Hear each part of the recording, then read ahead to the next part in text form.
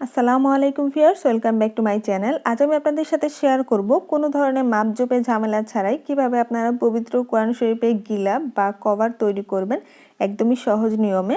আর যারা সেলাই কাজে একেবারেই নতুন তারাও কিন্তু আজকে এই ভিডিওটি একবার দেখলে একদমই সহজভাবে কোরআন শরীফের কভার তৈরি করতে পারবেন। তো চলুন শুরু করা যাক। প্রথমে আমি এখানে কাপড় নিয়ে নিয়েছি। এখানে হাফ গজ পরিমাণ কাপড় নিলেই কিন্তু আপনারা দুইটা কোরআন শরীফের গিলাফ তৈরি করতে পারবেন। তো এটা কিন্তু 2 হাত বহরের। এরপর এখানে আমি দেখতে পাচ্ছেন প্রথমে কোনা করে কাপড়টাকে ভাঁজ করে নিয়েছি, যে কোনো একটা কোনা নিলেই হবে। এরপর এভাবে করে মাপটা নিতে হবে। এই যে দেখতে পাচ্ছেন এভাবে মাপটা নিতে হবে। প্রথমে হচ্ছে মাঝখানটা ভাঁজ করে নিয়ে তারপর এখন আমি হচ্ছে আমার হাতের যে বাঁ দিকের কাপড়টা সেটা নিলাম, এরপর ডান দিকের কাপড়টা নিয়েছি। ঠিক এভাবেই কিন্তু মাপ নিতে হবে। জাস্ট এখন হচ্ছে আপনারা মাপটা নিয়ে নেবেন। তো এই পাশে এই যে মাঝখানে যে মাপটা নিলাম, নেওয়ার পর হাতের বাঁ দিকে যে কাপড়টা আছে এই দুইটা কাপড় হচ্ছে এভাবে করে ধরে এরপর হচ্ছে আমি বাঁ দিকের যে কাপড়টা আছে সেই কাপড়টাতে হচ্ছে চিহ্ন দিয়ে নিব ভালো করে। তো আমি এখানে একটুখানি কেটে নিচ্ছি চিহ্ন দেওয়ার জন্য, আর আরও ভালো করে চিহ্নিত করার জন্য আমি একটু এখানে দাগ দিয়ে নিলাম। এরপর কাটা জায়গাটা এভাবে করে ধরে নিয়ে তারপর হচ্ছে উপর থেকে এভাবে ভাঁজ করে দিতে হবে কোনা করে। দেখতে পাচ্ছেন আমি এভাবে কোনাকুনি করে ভাঁজ করে নিয়েছি, তাতে করে হলো সব দিকে সমানভাবে কিন্তু কাপড়টা থাকবে সমান মাপ অনুসারে। তো আমি ভাঁজ করার এরপর এভাবে মার্ক করে দিচ্ছি। ঠিক যেভাবে মার্ক করছি সেই মার্ক অনুসারে হচ্ছে আমি কাপড়টাকে কেটে নিব। তো এই পর্যায়ে আপনাদের কাছে একটা রিকোয়েস্ট রাখছি, যারা আমার চ্যানেলে একেবারে নতুন চ্যানেলটি সাবস্ক্রাইব করেননি প্লিজ সাবস্ক্রাইব করে রাখবেন এবং পাশে থাকা ছোট্ট বেল আইকনটি ক্লিক করে রাখবেন। আর যারা অলরেডি সাবস্ক্রাইব করেছেন তাদেরকে অনেক অনেক ধন্যবাদ। তো এই যে দেখতে পাচ্ছেন কাপড়ের এরপর দেখবেন যে একটা সাইড কিছুটা বাঁকা হয়েছে, সেই অংশটা এভাবে ধরে নিতে হবে।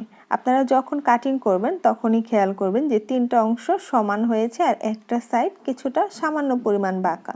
যদি বাঁকা নাও থাকে তাতেও সমস্যা নেই, যে কোনো একটা পাশ এভাবে করে প্রথমে হচ্ছে কোরআন শরীফটা বসিয়ে নিয়ে তারপর এইভাবে ভাঁজ করে নিতে হবে। এবং যে অংশটা আমি হচ্ছে প্রথমে ভাঁজ করেছি সেটাতে ভালো করে মার্ক করে দিয়েছি, যেটা আপনারা দেখতে পেলেন। তো এরপর এটা যেহেতু হচ্ছে একটা কাতান টাইপের কাপড়, তো পাতলা কাতান, তো আমি হচ্ছে এটাতে একটা ফলস কাপড় ইউজ করব। আপনারা চাইলে কিন্তু যে কোনো ধরনের সুতি কাপড়ও নিতে পারেন, তাতে তো আর ফলস কাপড়ের প্রয়োজন হবে না। এরপর আমি এটার সমান মাপ অনুসারে আমি হচ্ছে একটা কাপড় কেটে নিয়েছি, এক কালার কাপড় দিয়েছি এটাতে। এই অনুসারে এখন হচ্ছে আমি এটা সমান করে নিয়ে সেলাই করে নিব। সেলাই করে নেওয়ার পর তারপর হচ্ছে বাকি যে সেলাইটা সেটা আপনাদের সাথে শেয়ার করব। প্রথমে এই যে দেখতে পাচ্ছেন এখানে কিন্তু আমি ফলস কাপড়টার সাথে উপরে যে কাতান কাপড়টা আছে সেটা আটকে নিয়েছি সেলাই করে। আর এখানে কিন্তু আগেই চিহ্ন দিয়ে নিয়েছি এই কোণাটা, যেটা আমি প্রথমে ভাঁজ করে নিব। এরপর দুই পাশ থেকে এভাবে করে ভাঁজ দিয়ে নিতে হবে। তো ভাঁজ করার পর এখন হচ্ছে আমি দুই সাইড সেলাই করে নিব। যে দুই সাইড এখানে নিচের দিকে আছে সেটা ডান হাত, আমার বাঁ হাতে যে কাপড়টা আছে সেখান থেকে ঘুরিয়ে হচ্ছে ডান হাতে যে কাপড়টা দেখতে পাচ্ছেন এটার এই পর্যন্ত হচ্ছে আমি সেলাই করব। তো প্রথমে বাঁ হাতে যে কাপড়টা ছিল সেই পাশটা আমি নিয়ে নিয়েছি এবং সেটা হচ্ছে আমি প্রথমে একটা চিকন করে ভাঁজ দিয়ে তারপর আরেকটা ভাঁজ দিয়ে সেলাই করে নিচ্ছি। তো এভাবে ঘুরিয়ে আমি সেলাই করে নিচ্ছি। আর প্রথম সাইডটা সেলাই করার পর এরপর খুলে আবার আরেকটা সাইড আমি এভাবে ভাঁজ করে একই নিয়মে সেলাই করে নিচ্ছি। তো এই যে দেখতে পাচ্ছেন যেখানে আমি দাগ দিয়েছি সেই দাগ বরাবর এনে হচ্ছে আমি এখানে এই পর্যন্তই সেলাইটা করব যতটুকু দাগ দিয়ে নিয়েছিলাম। এরপর হচ্ছে আমি আবারও কিন্তু ভাঁজ করে নিয়েছি। আপনারা ভাঁজটা শুধু খেয়াল রাখবেন যে আমি মাঝ বরাবর যে কোণাটায় দাগ দিয়ে নিয়েছি একটা দাগ দিয়ে নেবেন, যে অংশটা মাঝখানে ভাঁজ করেন তাহলে কিন্তু বাকিটা সুন্দরভাবে ভাঁজ হয়ে যাবে। এরপর আমি এখন হচ্ছে এভাবে করে দুইটা সাইড জোড়া দিব। প্রথমে আমার বাঁ হাতে যে কাপড়টা ছিল বাঁ সাইডের থেকে আমি হচ্ছে ভাঁজ করে সেলাই করে নিচ্ছি। তো দুইটা কাপড় এভাবে ধরে সেলাই করে দিতে হবে।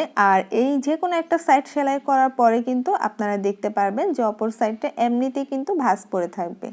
তো এই যে আমি এখন ডান দিকের যে অংশটা আছে সেটাও একই নিয়মে এভাবে করে দুইটা ধরে তারপর হচ্ছে সেলাই করে নিব। তো এটা কিন্তু খুবই সহজ, যদি আপনারা মনোযোগ সহকারে ভিডিওটি দেখেন তাহলে কিন্তু যারা সেলাই কাজে নতুন তাদের জন্য সুবিধা হবে, তারাও একবার দেখলেই পারবেন। তো এরপর আমি এখন এই যে কোনাগুলোর ভিতরে হচ্ছে আঙুল দিয়ে তারপর আমি এটাকে সোজা করে নিয়েছি। এরপর এই পর্যায়ে চাইলে হচ্ছে আপনার উপরে একটা চাপ সেলাই দিতে পারেন, না দিলেও কোনো সমস্যা নেই, সুতি কাপড় হলে সমস্যা নেই। তবে আমার যেহেতু এটা একটু অন্য টাইপের কাপড়, মানে কাতান কাপড়, সেজন্য আমি এর উপরে শুধুমাত্র দুই পাশে হচ্ছে একটা চাপ সেলাইয়ের মতো দিয়ে দিচ্ছি। আর এই যে আমি একটা চাপ সেলাই দিয়ে নিয়েছি এবং একইভাবে হচ্ছে আমি আরেক সাইডও চাপ সেলাই দিয়ে নিব। আর চাপ সেলাইটা দিলে এখানে দেখতে ভালো লাগবে, মানে ফিনিশিংটা ভালো হয়। তো যে দেখতে পাচ্ছেন আমি দুই সাইডে কিন্তু উপর দিকে সেলাই করে নিয়েছি। এতটুকু কিন্তু আমার কমপ্লিট হয়ে গিয়েছে। হয়ে যাওয়ার পর এখন নিচে একটা ফিতা তৈরি করতে হবে। তো ফিতাটা তৈরি করার জন্য এখানে আমি চওড়া হলো 1.5 ইঞ্চি পরিমাণ কাপড় নিয়েছি এবং লম্বা হচ্ছে এখানে 1 গজ পরিমাণ কাপড় নিয়েছি, মানে 36 ইঞ্চি পরিমাণ। আপনারা চাইলে একটু বাড়িয়েও নিতে পারেন। এরপর আমি এই কাপড়টাকে এখন দুই পাশ থেকে এভাবে ভাঁজ করে, দুই পাশ থেকে কিছুটা পরিমাণ ভাঁজ করে তারপর মাঝখানে আবার আরেকটা ভাঁজ দিয়ে আমি এখানে হচ্ছে ডুরি তৈরি করে নিব, মানে ডুরি বা ফিতা যেটাই বলেন না কেন। তো এভাবে করে আমি হচ্ছে ভাঁজ করে করে পুরোটা সেলাই করে দিব। তো এটা সেলাই তো খুবই সহজ, আর আমি দেখিয়ে দিয়েছি আপনাদেরকে, তো যে দেখতে পাচ্ছেন। এরপর হচ্ছে আমি এটাতে একটা ফুল দেওয়ার জন্য আরেকটা কাপড় নিয়েছি, এটা দুই ভাঁজ করার পর আবার আরেকটা ভাঁজ দিয়ে প্রথমে হচ্ছে নিচে এভাবে বাঁকা করে কেটে নিয়েছি।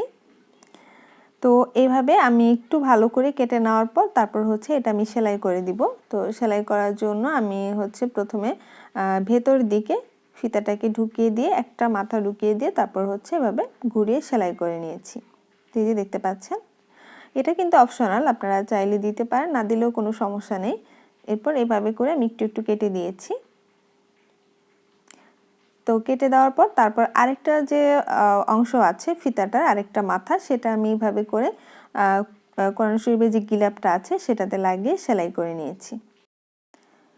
তো সম্পূর্ণ কভারটা কিন্তু আমি একদমই সহজভাবে কোনো ধরনের মাপজোক ছাড়াই তৈরি করে নিয়েছি। আশা করছি আপনাদের কাছে ভালো লেগেছে এবং খুবই সহজ লেগেছে।